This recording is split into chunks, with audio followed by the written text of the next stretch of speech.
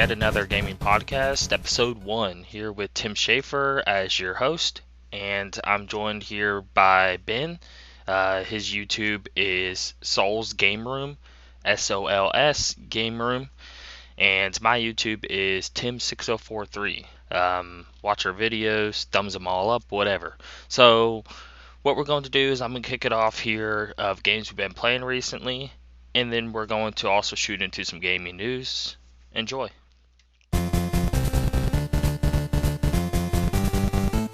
Kick it off, and you said you've been playing some Assassin's Creed 4. Do you even like it? Are you loving the game? How do you feel about it? I like it. I don't like it as much as I like 2 and the 2 spinoffs from the second one. But the gameplay and the ships and that whole mechanic is addicting. I don't even care about the story anymore. I've been getting like the Halo effect on it is what I call it. I've been getting tired of the series as it goes on. But 4 I love just because it was so different. And at least there's a whole new mechanic now with the ship, so at least I can have fun playing it again because you can only do so much of the same shit over and over again.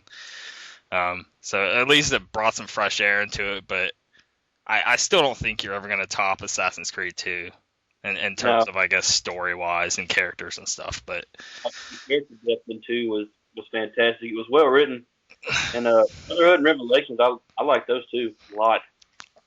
I never played Revelations. I only played the first, second, played like half of the third, and I played parts of the third because a friend of mine was playing it, and I was kind of playing along with them, but I didn't like keep up with it completely. But I actually finished it off as well, and I thought it had a pretty cool ending. But it still was, I don't know, it's so out there by the time even 3 arrives. The story's so out there. I don't know if I fully understand it. Maybe because I haven't played them all, but it seemed real weird to me. Yeah. I can't remember if it was Brotherhood or Revelations that was the last one in the 2 spinoffs. But the last one I played, man, I think it was Revelations. Man, the ending was really good in that one. Then when they went to 3, it was like I lost interest in 3. I quit playing it. I love the setting, especially in 3. Problem is the sci-fi and all of it. The actual inner message and everything that sort of goes along with Assassin's Creed. That's where it loses me. I don't get what's going on, and I don't think I ever have. I love that part of it. I mean, I don't think they were planning on doing that when they made the first one. I mean, I knew they were trying to get off, but I don't think they were planning on going that deep in the sci-fi part. But I like the whole ancient alien thing they got going on. How far are you in it? I am at 45% or something like that. So that's okay. Right after you left out of jail. I hit like I played it like 3 or 4 hours. Loved what I played, but I'm just like so bogged with other games. I haven't really taken the time to really. But what I played, I loved, and I definitely will be playing it. So I'm forcing myself to play it now. I'm trying to go ahead and finish it, but I still want to do as much as possible because I'm probably getting some new stuff from my computer here soon, and I may have to reinstall Windows. So I want to go ahead and finish it before, in case that happens. What else are you playing? I started playing Bioshock Infinite again. I loved it when I first played it, but when I go back to it, I don't think it's. I don't know. Maybe I'm just over the Bioshock series. I loved it when I first played it, but I don't think I can play it again. I love the narrative in it. Like when I play it, it's not necessarily because I want to play a shooting game. It's because I want to experience the narrative just like I would watching a movie. Yeah, you just want to see what happens next. That's how I feel when I'm playing it. And I am on the edge of my seat when I'm playing it, so it did its part. But I don't think I have like fun playing it. I don't think it's like a awesome gaming mechanics or anything like that. I just think the story's interesting. So it's true. Mechanics get kind of fun, in my opinion. If you play with them, you don't have to have fun with them. But if you mess around with all these mechanics, it can be kind of exciting. Yeah. I was just so like in wow by just what was going on in the world and the characters and the story and stuff of just like all the little things like thrown in that, but all the little tiny references and all the little I guess the things that characters may say that you may not catch, but if you're listening well enough, you'll realize what's actually going on. Do you really care now that they won't be doing Bioshock anymore, and they'll be downscaling it, and they'll be focusing on just sort of personal narrative games and not really anything AAA budget anymore? I'm not really upset. A little disappointed, but I mean, I see where they're coming from. They want to focus more on the narrative, which is where they shine. Yeah, I agree. Narrative style games, which is kind of a new genre that's been up and coming in the indie scene. What have you been playing lately?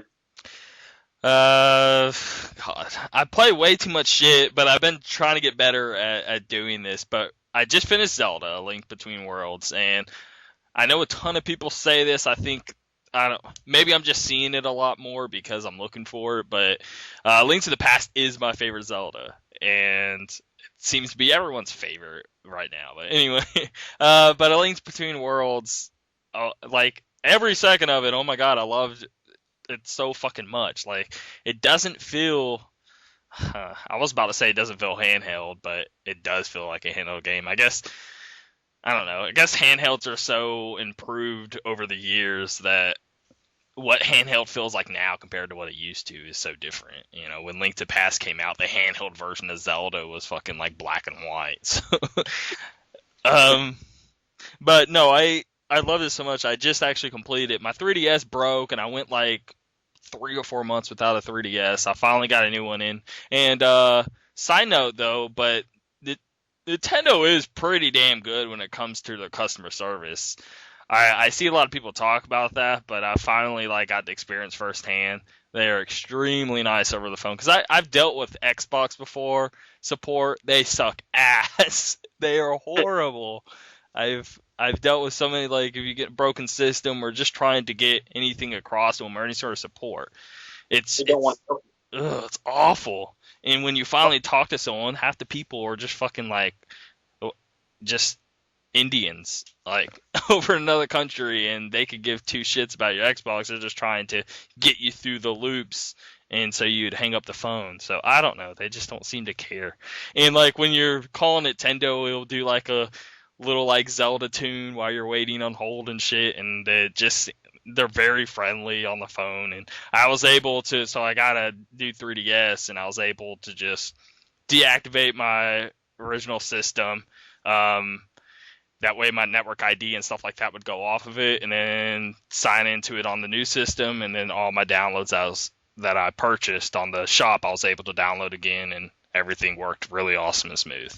So a few years ago, that definitely wasn't possible. They've definitely upped their game, because back in on the original DS, that would not be possible. But now they've done this whole Nintendo Network ID now, so it's tied with the Wii U and 3DS, and it's now just a username and not a friend code anymore, and it's actually tied to an account, and so all your games are on that account.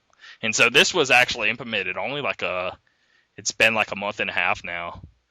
So it's very new, and they just updated 3DS to do all this. Because before, it was locked to that system, and if your system broke, well, you're fucked, because it's not really tied to any account. So I'm so glad my 3DS broke when it did, and I'm glad they're stepping their game up. I didn't know that. I thought they were still on the whole friend code thing. No, yeah. This is recent change though, and it's good change. And even with you can even add money onto your account. So let's say you added on your Wii U, whenever you go on your 3DS, that money will still be there, so you can spend it on either system, whatever money you have on your account. So it's this sort of, yeah, it's very intertwined now. It's awesome. Anyway, but I was wondering, have you ever played a Pikmin game before? Yeah, I played 1 and 2. I still have 2. Played. Do you like them? I love them. Okay, because I never played a Pikmin game before. I mean, I've I definitely, I keep up with gaming, and I've seen tons of videos and stuff like that. And I think I went over to, a friend's house one time, and he was playing Pikmin. I don't know which one, and so I've seen it, and I get the idea of it, or I thought I did at least, But so I got Pikmin 3, and dude, I'm blown away. I'm so surprised how fucking good that game is. I was so shocked. I was like, I did not think this series was any like I thought it was babyish, and I guess that's this is my fault, and I guess a lot of people kind of do that too, and they instantly just fucking think it's just going to be sort of not that deep or whatever. It's fucking way deeper than any game I've played in a while.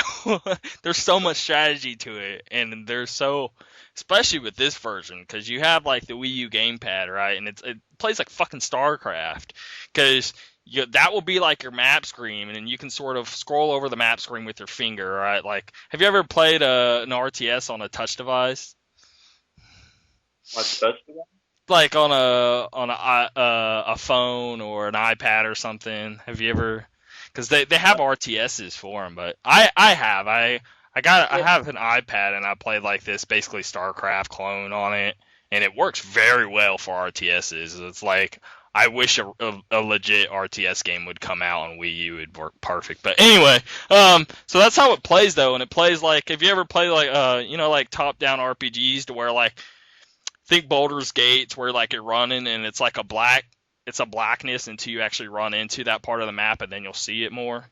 And that's that's how the original Warcraft is too. Yeah, so that's what it does with the map with Pikmin. So you'll have that over top view, and so you can select anywhere on the map if you've been there before. Well, if you haven't, you'll just see blackness, right? But you're managing 3 different captains in this one, so it's no longer just one anymore. And so you have all these different colored Pikmins and all these different captains, and you're having to transfer between them all and get as much done as possible in the day before it turns night. And there's so much management. I'm all over the place, and when I first started playing, I was so overwhelmed, but still really, really happy. I was so happy that it's actually hard and difficult game. I was expecting it to be like some sissy baby little game, and it'd just be easy as shit.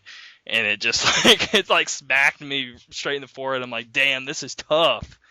So it took me a while to get into the groove of it. And so you'll have that screen up there on the map, and then you see what you're doing itself on the main TV. And so you're looking back and forth between the two, which works really, really well. So think of like playing an RTS where you can just see the map on one monitor and have the game on the other, so you're not having to look, scroll up and down between the view sets. So you can get the full map view by just turning your head. Yeah. It makes it a whole lot quicker and more efficient doing so. But anyway, so that's how it plays, and so you're using the Wiimote nunchuck with the main TV, and then you have the little screen right here set in front of you with your map, and so you're constantly clicking back on the Pikmin thing, and it controls great. Did you ever play Pikmin on the Wii though? Because you can set Pikmin 3 to just play on the gamepad itself and just do the no TV, and you'll have to like double tap or hit a certain button to go like in a zoomed out view so you can see the map, and then go right back to the action and still just use one screen for it. But it's really hard playing with the joysticks to be able to aim how to throw the Pikmin, because when you're using the Wiimote nunchuck, you can aim that shit perfectly, and most of the enemies you have to hit them on a certain spot and throw the Pikmin on it to be able to kill them efficiently. So if you don't have the Wiimote and you're playing with the joysticks, it makes it very difficult to play. So I've only played it on GameCube. I haven't played with any other controller. Yeah, they did a special Wii version, didn't they? If I remember right. Yeah, they re-released it on Wii, and if you go and look at the reviews, they'll say that too. The control made it a hell of a lot better of a game, because it's. Now, with Pikmin 1 and 2, it was still built around using joysticks, so you don't have to be insanely precise. But with Pikmin 3, you have to be. Like, if you're off 1 degree, you're going to fucking miss your shot. So, and you're really trying to throw Pikmin on a little butterfly, or it may be a little bee off to the side, but you really have to aim that shit perfectly. And you have to be really, really quick, so you can't spend your time fucking missing left and right. So it's really quick action, really fast, really strategy involved, and you can play it multiplayer too. And the multiplayer modes are fucking insanely fun. I was playing it with my little brother, and we just sat there and was playing it for hours. And I'm just like, damn, I was not expecting to have that much fun with it. So I love it. It's like it's definitely the best Wii U game I played by best Wii game period, I think. But like it's up there with like Super Mario Galaxy in terms of how much I was blown away by it when I played it. And it looks amazing too. Like the graphics are very, very well done. But anyway, so I've been playing that, and I love it. It's like the best Nintendo game I've found for the first time, and I'm so in love with the world. I'm just like, damn, why have I been putting this series off? Anyway, that's that, and then so I've been playing that. I'm doing a lot of the challenges, right? So I kind of stopped playing the story mode, and I just started playing all these challenge modes because it actually has like an online leaderboard with it, and you got to try and get platinum medals in these challenges, and then you also get like a total score period and try and get into a top 10. And so I'm playing that a ton, just trying to get better and better and better and quicker at it. And it's, I don't know, if you go and look a video on YouTube, I guess as soon as you can, or even while I'm talking here, if you just look at a certain stage platinum and put platinum next to it, you'll see like he'll give you all this strategy, like, okay, when you run out here, you're going to throw 10 Pikmin over in this area, run over to this location, throw another 2, you're going to want to get this bomb so you can blow up this wall, and then you're going to want to run back in here, and you I don't know, it's all over the place, and it's really fast, and you have to do things perfectly, and you have like 30 minutes in these challenge things, and it's fucking, by the end of it, you're sweating. Like, but it's awesome. So I just beat Zelda, and I love fucking every second of it. And then I just started playing Fire Emblem, and that's my favorite 3DS game. I got like halfway through with it and lost my save file because I was fucking around with the SD card. So I haven't went back and played it in quite a while, but I do remember loving it. So now that I'm playing it again because I beat Zelda, I'm back in love with it again, and I swear it's the best. I don't know. It's perfect for handheld, especially this game, because you can just like, because if you're playing it on a console and you're mid through a match, you would just have to leave the console on, I guess, and sort of walk out. With a handheld, all you gotta do is sort of close the lid and jump right back into the match. So even though you're stuck in a certain mission for like 2 or 3 hours, you kind of aren't. You can pretty much open and close that at any time. So it helps the management of the game a ton. But have you ever even played Fire Emblem or gotten to the series at all? The last Fire Emblem I played was on Game Boy Advance. I loved it. Okay. That was that. There was two. I think there was 2 of them. One was Sacred Stones. That one's the good one. So is that the one you played? Do you remember? But I don't think it was Sacred Stone. Because Sacred Stones was damn good story, and then the other one, it was good, but I think it was a remake of the original or something, and the story just is kind of halfway there, if not existent at all. So I'm really curious which one you did play. To find out. No, I guess it was Sacred Stone. You'll know by the box art if you did you own the game, then the box art and everything, or My cousin, me and him used to loan games back and forth, but yeah, it was Sacred Stone. Okay, yeah, that was a damn good game. Okay, so we're gonna take a little break here, and when we come back, we're going to get into some gaming news. So I'll see you guys after the music break.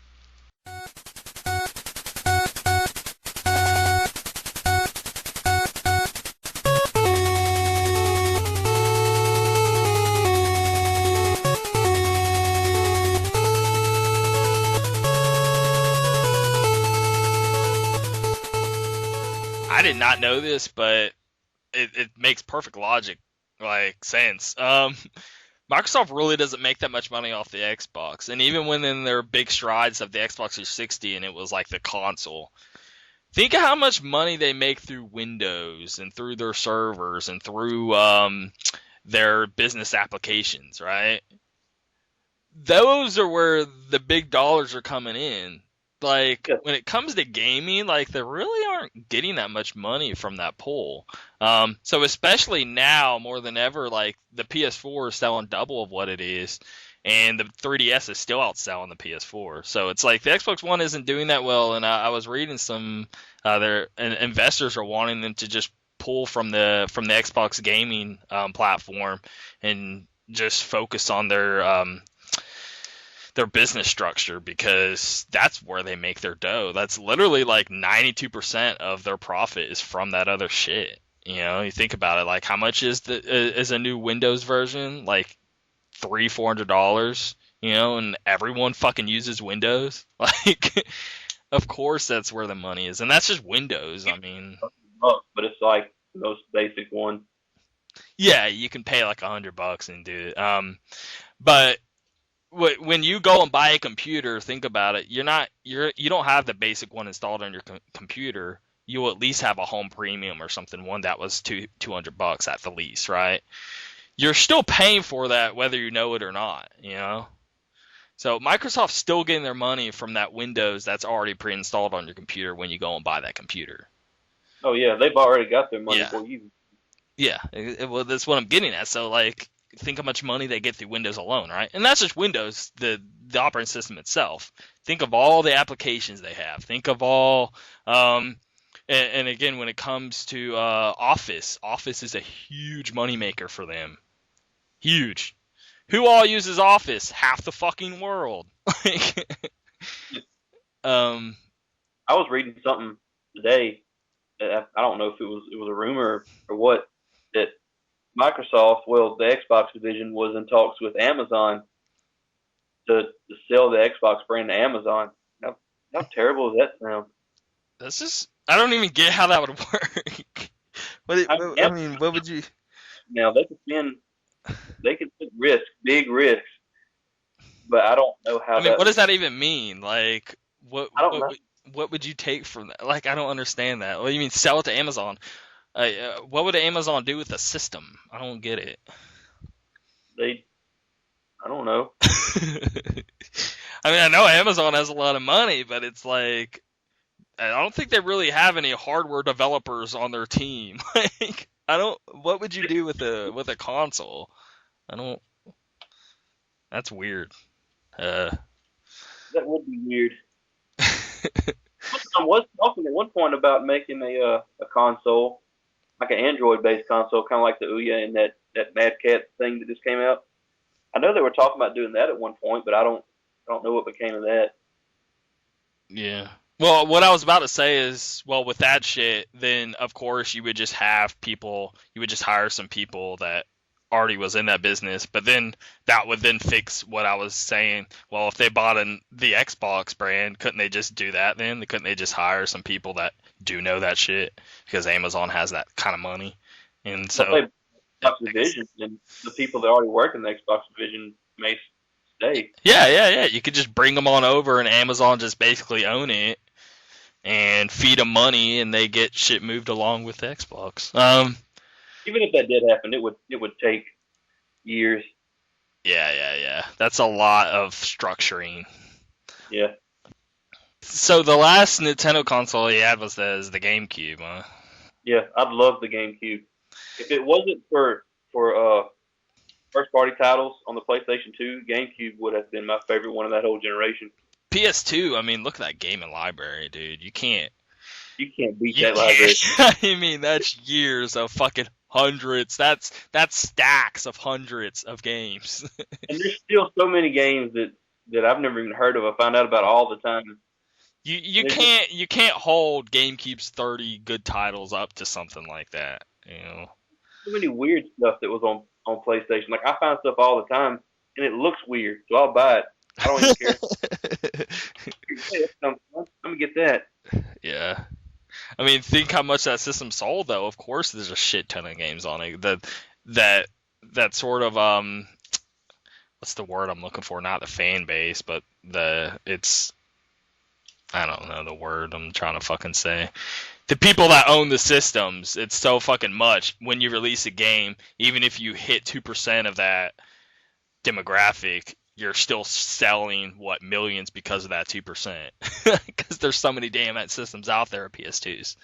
So all over the world. Yeah. What was the last they just made? It was an expansion for 11, wasn't it? Final Fantasy 11. They just made like not too long ago. Yeah. That was supposed to be the last game to come out for PlayStation 2. But oh god, you gotta play Final Fantasy 14. You're just gonna have me go to the store because it's so damn good. It's so damn good. Like I've been trying to get into MMOs since I was like 12, dude. I'm serious. Like it's from fucking MapleStory and RuneScape and trying to just every single last fucking one of them. I can think like Lunia, Lineage, Guild Wars, even recent, the Old Republic. I played Terra. I've played. I don't know. It's got to be up there, like close to 100 MMOs I have legitimately tried, and not just like for 10 minutes. I'm sitting there. I'm talking about like a few months trying to get into it, and just end up like ditching it because it just doesn't hook me. And this is the very first one to where I'm just fucking hooked. And I have, I think, 290 hours in it so far, and that's the most I've ever put into any game, like to date. So why would I put so much time into a game if I didn't love it? And it's like, but I know it's an MMO, so and that number doesn't even sound fucking that superior when it comes to MMO talk, because some people put fucking hours into shit. But I'm coming from a perspective to where I play console games, and I play PC, but it's always sort of console generated games. Like I'm not really big into MMOs, and that's sort of, and I can't sit there and play a game for a long time. I'm just not that type of person. But this is the first one because it doesn't really feel too MMO-ish, but it does, in terms of, I guess, the MMO mechanics that you would expect, it does have, in terms of how big the world is and stuff like that. But it doesn't play, I guess, like one, especially when you use a controller like I do. But I don't know, dude. And I live stream it too, from time to time, and I'll end the live stream, I'll look, and I'll see like 30, 40 people watching. It's like, that's interesting. But I'll go and look on Twitch, and it's definitely like one of the top 10 games getting played right now, and it's big, and it's so shocking because 11 was such like a niche little like market, and I thought it sucked dick. Some people loved it, they bash it, but 14, like, there's so much going on. Like every 5 steps, there's something amazing to look at or something you're fucking doing, and it just like engulfs you in the world, and you just can't stop. The only reason you're stopping is because you just like, I don't know. I sound like an addict, but I got sucked in. It looks fun. But, I mean, I've got this whole backlog of games that I have to finish before I can jump into anything like that. But what the fuck? I'm looking at top sold games this week, right? And I guess, that's why. Never mind. The PS4 just launched in Japan, but I'm seeing the number one top sold game is Knack, and I'm like, what the fuck, Knack? For this week. Just like, that's why it just launched in Japan, the PS4, like a few days ago. So that's why a PS4 game is that. But number 2, it's a Wii U game, Donkey Kong Tropical Freeze, at number 2 on the fucking top sold game this week. That's saying something. That is. It look good. I mean, that's saying a lot. And people talking about Grand Theft Auto 5 being the top selling fucking thing and being the biggest game in a fucking decade. And I'm sitting there looking at like Grand Theft Auto sales, and then you go and look at Pokemon sales. It's like 10 million to 2 or some shit, Because I remember talking with somebody like, because they came out around the same time, and I just was like, I can't wait for Pokemon, and they were talking about Grand Theft Auto, and and they went on this huge spiel of like, you have no, like, game sales matter anyway of your enjoyment of the game, but he was going on this huge rant of how fucking way more people care about, you know, shit like that than Pokemon. No one fucking gives a shit about Pokemon anymore. Blah blah blah blah blah blah blah blah blah blah blah. And I'm a little kid for enjoying such a game. And then I'm over here looking, and it's like 10-1 of Pokemon of the Grand Theft Auto sales. There are people that play Pokemon that'll never admit it. So I've never really liked stuff like Pokemon, but I've played so many Pokemon games. And have you what's the last Pokemon game you really even got into? oh man, It was probably a long time ago, but the last one I really played was Stadium 2. okay, well, full game wise, like handheld, I completed like blue or red or something, like Yellow. okay, that was it. Not completed, but just played. Like, have you even played the Game Boy Advance one, maybe a little or something? I think I did because somebody I knew had it, and I played it for a few hours. Okay. I don't remember which one exactly it was though. Yeah. But okay, so think of Yellow, right? And then I'm gonna tell you how this new 3DS Pokemon game is, and it's basically gonna blow up your brain. So Pokemon isn't just a game anymore in terms of you play through it, you complete it, you catch some Pokemon, there you go, right? This is full blown competitive fucking shit. Okay, so when you load up this, and this has been increasingly getting better and better with each game as the gens go on. So skip to where we're at now. You go, you play through the game just so you can get sort of experience the story and play it just as you normally would in the past. But once you complete it, and you can do this at any time, and I still even haven't completed the game yet. I have 200 hours put into the game. Wow, why would I have that? But so basically, when you load up the game though, and let's say you're in a city, right, or a certain route, you'll on your bottom screen you'll see like this little pass buyers list, and it'll show like different people that are in the same city or the same route that you're on in the game, but anywhere else in the world, since it's a worldwide game. So you'll select a person, you'll see right there on the bottom. So think of like Dark Souls or something, but you actually see every person's little avatar there on the bottom screen. So you still get the full game screen. You're not seeing, it's not like an MMO in terms of you're seeing all these people running around or whatever. You're in your own single player experience, but you look in the bottom, you'll see these pass buyers, and you'll select a little avatar head there scrolling at the bottom of the screen, and it'll be like Kenny from Idaho, and you select him, and here's 6 different options. You can game chat with him. You can send a battle request. You can send a trade request. You can send him, if you want to just trade items, if you want to give him an OV power, which there's weird shit now that you don't know much about, but there's about 6 options there, and you can select any one of them. Let's say you just want to have a voice chat with him. You select it, and because the 3DS has a little microphone on it, if they accept it, you're then talking to anyone you want in the fucking world right then and there, and there you go, and you're talking to them. Then you could be like, hey, you want to battle? Sure. And then send them a battle request, and there you are, instantly battling anyone across the world. I mean, would you expect Pokemon to get that far when you were playing, Pokemon Yellow on your Game Boy?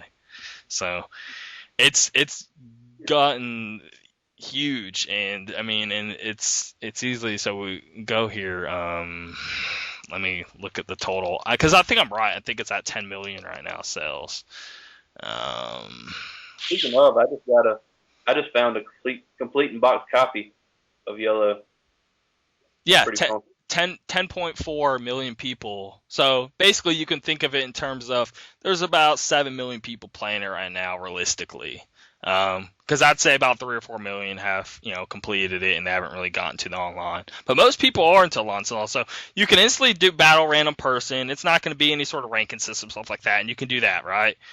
Or you can bring up a menu. And this, you don't have to actually go to a Pokemon Center or anything. All this stuff's on the fly. So you can also bring up a menu in the game to where you can actually go into like battle arenas. It's not called battle arenas. I forget what it's called. But you go into there and you can select, like 1v1 battles, 2v2, whatever, and then you go into it.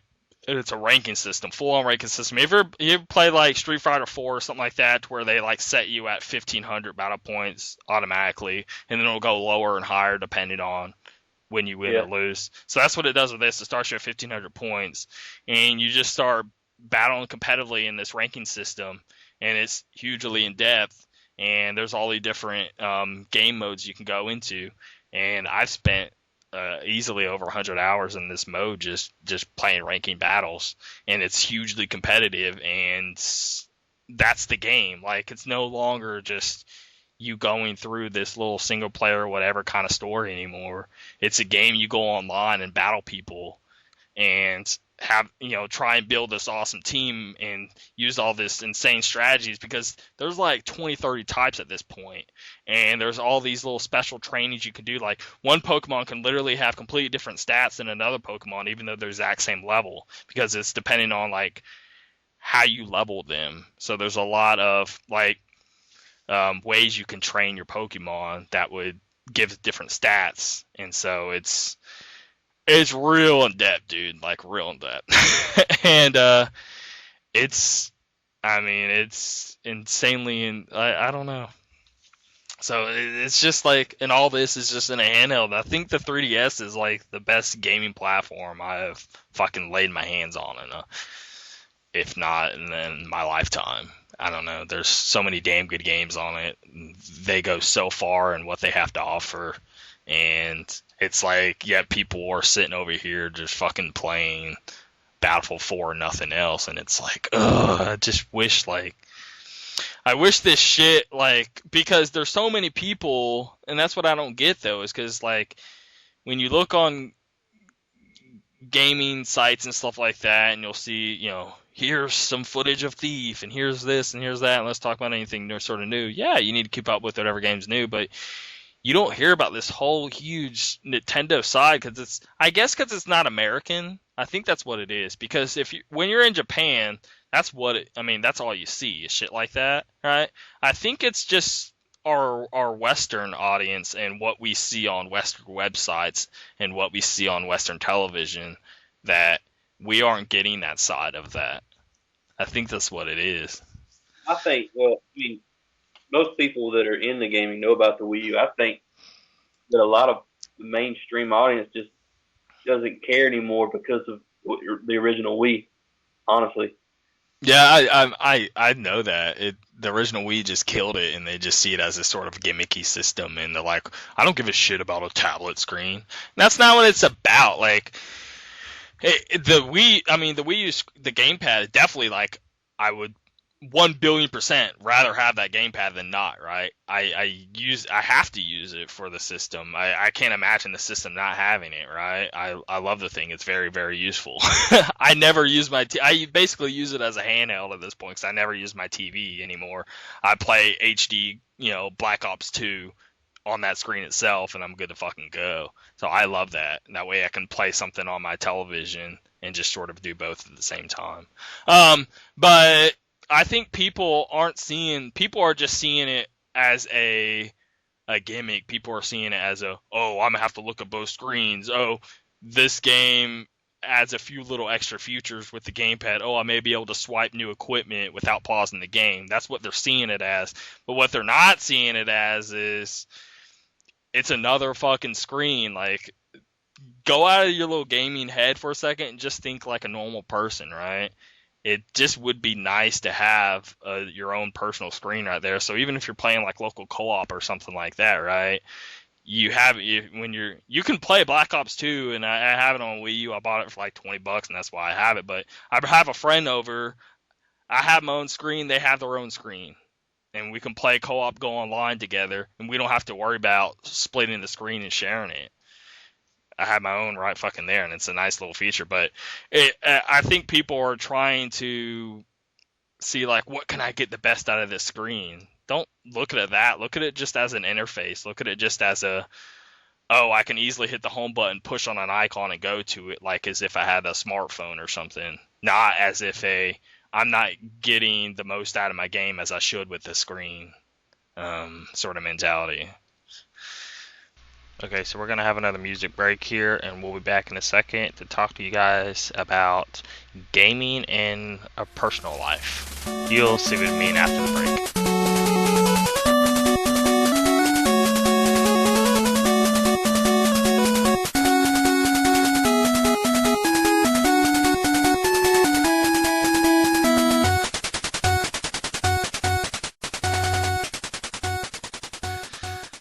I don't have anyone to talk about games to, like, person anymore. So a lot of people don't even know that I'm into it like this. Gotcha. Like, nobody in my family, I mean, they know I play games, but they don't know to what extent. Yeah, I mean, I can say that about my mom. I mean, my mom doesn't really understand. Like, she's like, it looks really bad too. Especially now, I have a pink 3DS, okay, because my original one broke, and basically I have to have a pink one now. And so I go and I had to help my mom with her job yesterday, and so like as we're driving there, I'm just sitting there playing my 3DS, and she's just like looking at me like I'm like some like 10-year-old little kid, and I'm like 25, supposed to be fucking like, well, I'm going to work, and I'm sitting there playing like a fucking pink 3DS, and it just looks ridiculous. But it's just people don't get what I'm actually looking at and playing. I'm playing like full-blown fucking Fire Emblem, and I'm so hooked on the story, and I can't put it down. Like, just leave me alone. When I was in Baton Rouge during the last hurricane, was it last year? Something like that. I had to go stay at my aunt's because they have like a brick house, and I was living in a little small apartment. But I brought my PSP, and I sat there and played Xenogears and Final Fantasy VIII like the entire time there, and they looked at me just like I was weird the whole time. Like, what do I do? There's no power. I'm going to play something. Yeah, they just, they don't get it. They don't know what's actually going on the screen, they don't, because, they watch TV and they get like, I gotta see the next episode of Sherlock or whatever the fuck, right?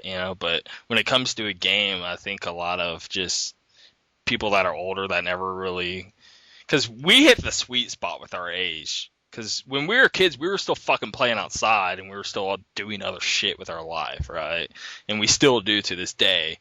The problem is with the kids, the people younger than us, they kind of got a little too sucked into it, I feel. And, like, you see, like, a little kid, and they're just fucking stuck to their DS or their fucking little tablet or whatever, and they're not really experiencing life, and it's, like, kind of fucking annoying, And you think that stuff, and then you're like, God, am I really doing this? Because I'd hate, if I was younger and I saw how I was thinking right now, I'd kick myself in the balls, But but when I was a kid, I really wasn't that bad, I had a Sega Genesis and a Super Nintendo and stuff, but I wasn't really, I wasn't just all the time constant on it, I was until it was dark. Then I played Nintendo.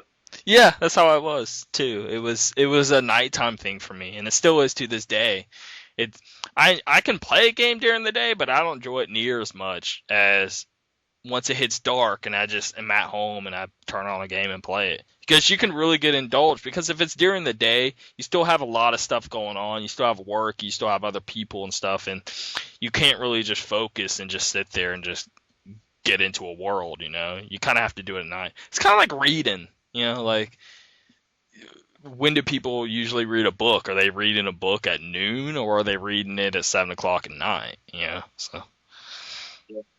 Like, I'll come home in the evening, and I'll be playing Assassin's Creed, and my dad will be in the living room watching TV. He'll come in like an hour later, like, you're still playing this game? I'm like, you've been watching TV for 3 hours. What is the difference? Did you actually say it like that? Yeah. Because well, I'm curious, like when they see it in that context, like what do they think or do then? I just get a blank stare. I've said it to people numerous times. It's like, yeah, I guess. Using my brain and doing something. Somebody will be sitting there just watching reality TV for hours, and they're talking trash about me because I've been playing a game for a few hours. Yeah, and Like, what? it's really like, I mean, I don't know what you do, I don't, but I would imagine like you're somewhat to where I am, like I'm really not sitting there for that long. Like I'm not like half the day on one game, right?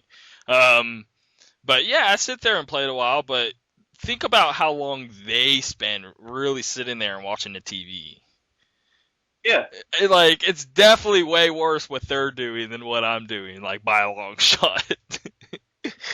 Um, but they look at you like you're the crazy one, and it's. they think because you're playing a game, you're doing something childish Mhm. that you shouldn't be doing because that's what kids do. And no, not really. This game's rated M.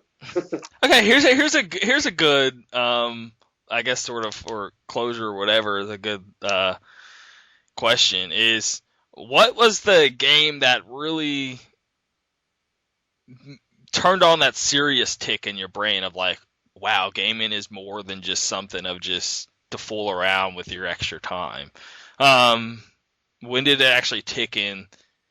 I'm actually learning from this, or I'm actually really involved in the story. It's actually more than just a me putting blocks down on a board and connecting them in a right order. What was the Uh, game that sort of turned gaming somewhat serious and got a new light for you? Shinmu, actually, Huh? I think Shinmu Yeah. that was the first. That wasn't the first game that I really like got involved with. It was like the most in-depth world. There's so much attention to detail that it was. I don't know. It was kind of a more serious experience. The first one I had, anyway. And after Shinmu, I started looking for more games with stories and stuff. I think that's the one. Well, why? I mean, I never played a Shimu game. I know, kill me. I definitely know why I should play them, and I need to. But I mean, why Shimu? Like, what makes you say that? Like, Like, say you're playing a Final Fantasy like from the PS1 era or something like that. okay, Like you read a good story, you know there's a good story, but you don't see the story in their face. I guess Shinmu, there was such detail and facial expressions and such. hmm See the story in the characters, and I guess that's kind of what made it kind of more special than other games at the time. so I mean, was it really that sort of clicking moment in your head, or was that just really sort of a high point for you? Um, Because why I asked this, and you kind of sort of a already guessed it, was like when I was a kid, I had a Game Boy, had a Nintendo, shit like that, and I played it and I had fun, and we played it with friends from here and there and stuff like that. But I didn't really think of it as anything too like serious of a medium, right? And then I got Final Fantasy VII, and that's just it's kind of a lot of people's first sort of real deep dive into something. And for me, that's what it was. I never played a Final Fantasy before that, and with you, I think it's different. But with Final Fantasy VII, that was I never even play. I mean, I played Pokemon again, but that's not really a Japanese RPG in terms of story and stuff like that, and really get involved in the characters.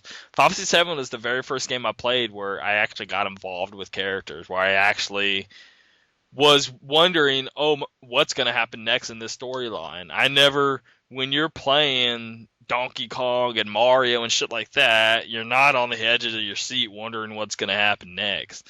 So I was, I was 13, 14, however old I was, and that was the time when I just was, it blew me away. And what's so weird is whenever people were telling me to play it and da da da da da, and I saw what it was, and I definitely wasn't interested in it. I thought it just like, and especially when I first started playing it, you're like taking turns hitting people, and I'm just like, ugh, this is so bad, this is so dumb. Like, I want to just fucking attack them, and I didn't get the strategy behind it all, and I just was like making fun of it and stuff like that. But when I finally gave it a real chance and just sat down anyway, because a friend kept pestering me 24/7 about it. So I'm like, fine. And I sat there I hit about the 9-10 hour mark. No, it was the moment when there was blood all over the walls and it just turned mature like that. That's whenever I just was like, shit is getting real, and I just got indulged in it. I beat it. I fucking cried. I fucking, like, it was just a whirlwind of emotion. Like, it was like the greatest experience I've ever seen on a screen in my life. And ever since then, I just wanted more, and that's what got me so huge in the Japanese RPGs and stuff like that. But that was the moment for me. After I played Shenmue, like, I never played RPGs. Shenmue, I mean, it's kind of an RPG, but it's different. But after that, I wanted something with stories. I wanted more stories. Mm-hmm. I got Final Fantasy VIII, and that game took over my life for the longest. And I remember I got all my friends into it, and we would like go to each other's house and watch each other play Final Fantasy VIII. And the game was old at that point. I was like 18.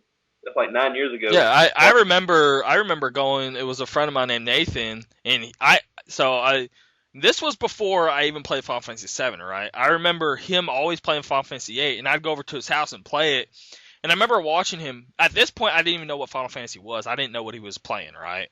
But I was like, this actually looks really cool. Later on, when I realized that was actually Final Fantasy VIII. So I do recall liking what I saw.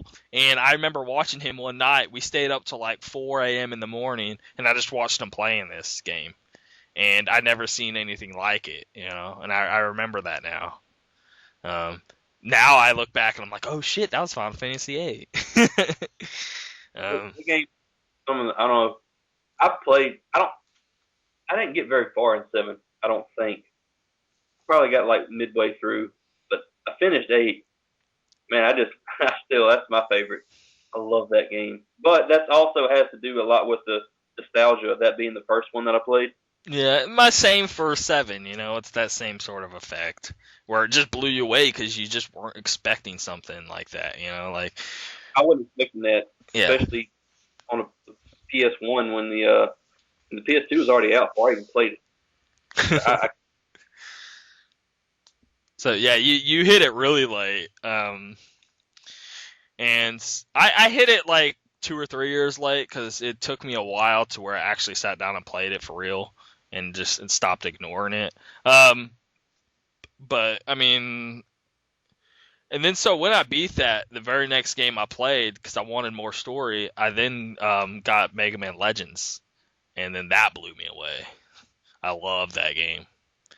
And then I just kept going from there. Like, give me story, and I just got so sucked into being involved in these worlds.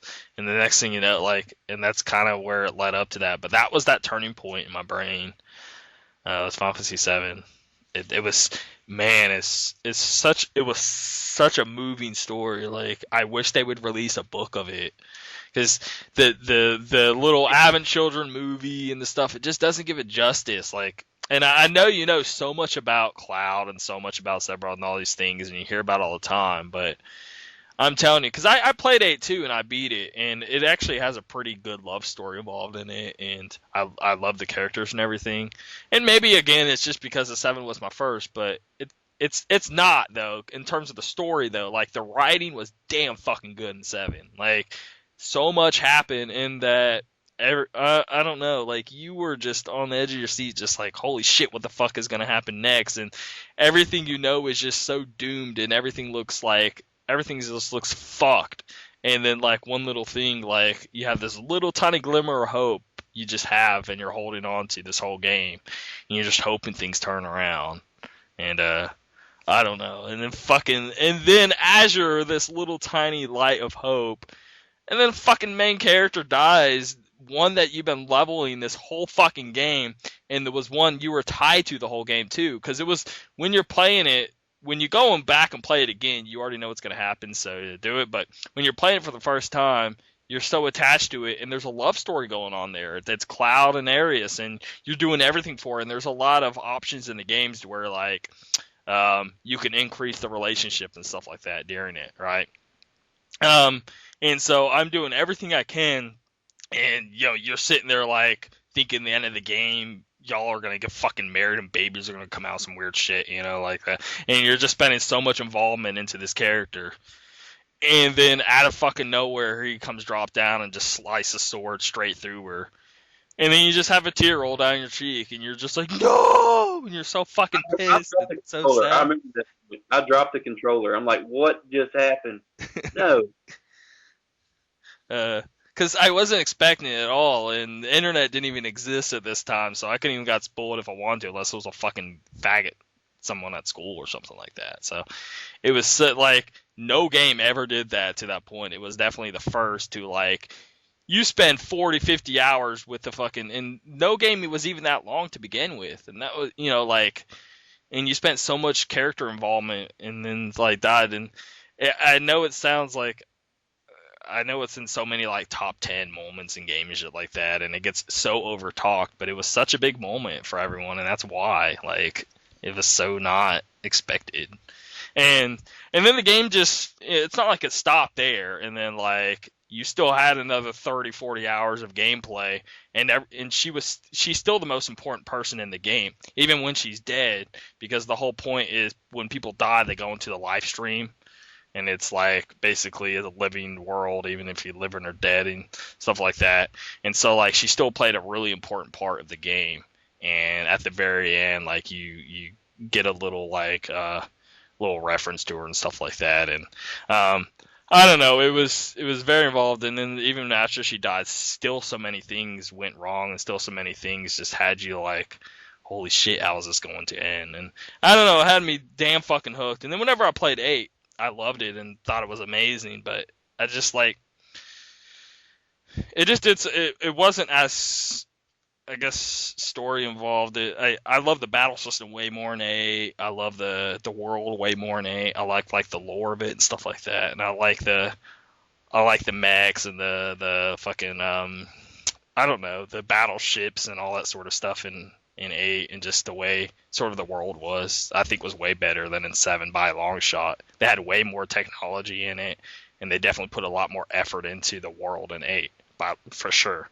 But the story in 7 just, I don't know. I can't find anything to top it in my brain. But anyway, whatever. Huh? You ever played Legend of Dragoon? Oh yeah, I didn't beat it though, and because my fucking, what was it multi-disc or not?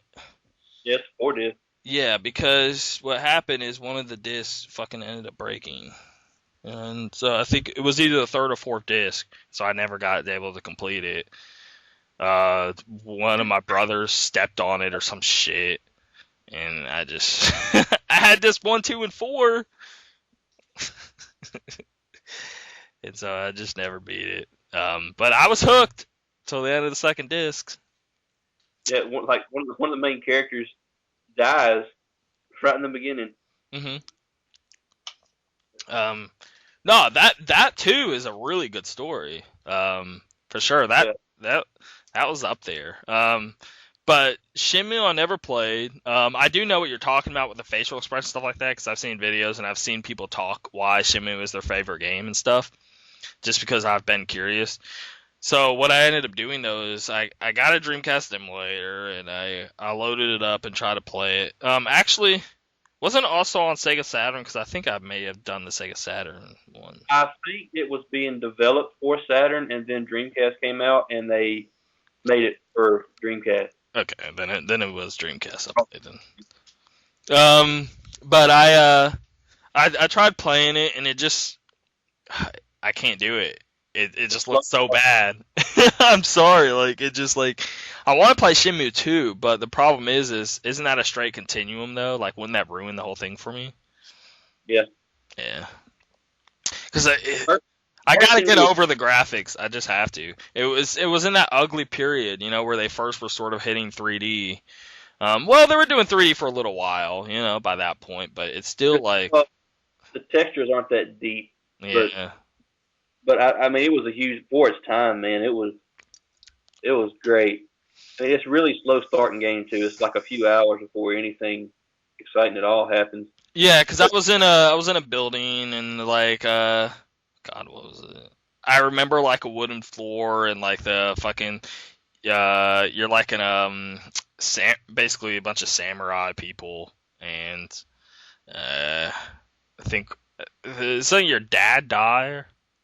Yeah, he dies in the beginning. Yeah. And it just like I don't know, it didn't age well at all. It's real hard to play. I could still play. I mean, I guess because I wouldn't even knew when I played it. I forget. Well, it was kind of new. I guess the Dreamcast had just died. I remember that.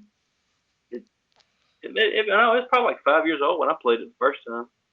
But you can't go into it thinking you're playing an RPG. It's something different.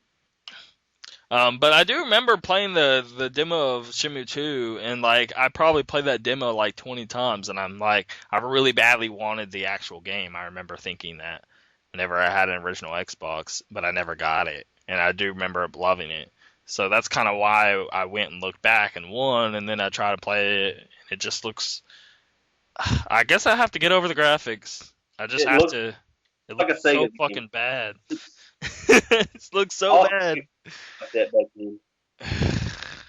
I'm just like, I wish it aged better. I wish they'd release like an HD version of it or something. I don't know. Just lost the rights to that name. Yeah, and doesn't the second one leave off on a basically huge cliffhanger? Yeah, and then there's more. Okay, that'll do it for this episode, guys. Thank you for listening. Make sure to follow us. I am youtube.com, Tim6043, and Ben here is Solsgameroom. Subscribe to us, watch us, and we'll see you guys next week. Have a good day.